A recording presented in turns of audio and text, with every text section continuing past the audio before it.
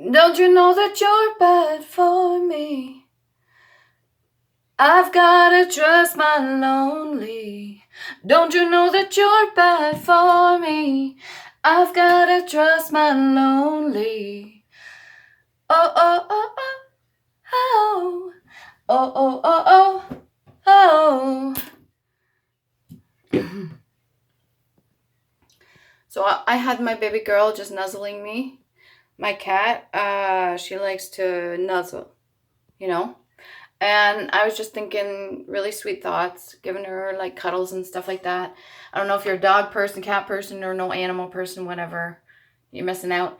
Anyways, so I was just loving her, just holding her and unconditionally. And I thought, you know, the whole idea of when we give a hug to a person and we really, really hug them, like from the heart, when we give a hug, we are sending that vibe out, and how healing that can be and how much a person really may need it.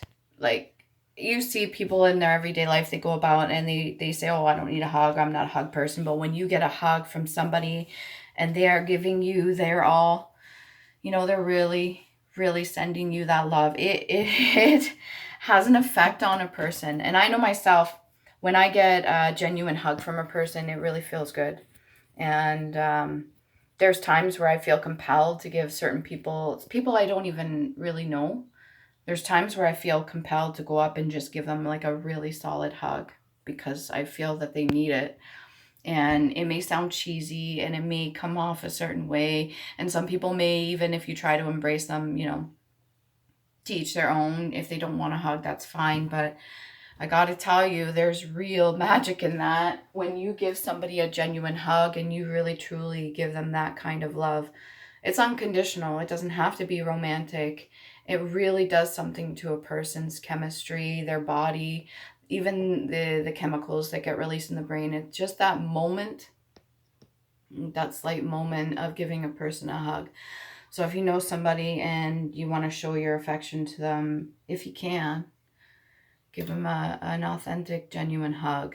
Go up and just give them a hug, but you have to really mean what it is that you're doing, the gesture itself, not just a hug like, okay, kind of like patting on the back, like, or give a hug and then it's like, okay, that's enough sort of thing. No, when you give a hug, you have to really mean it.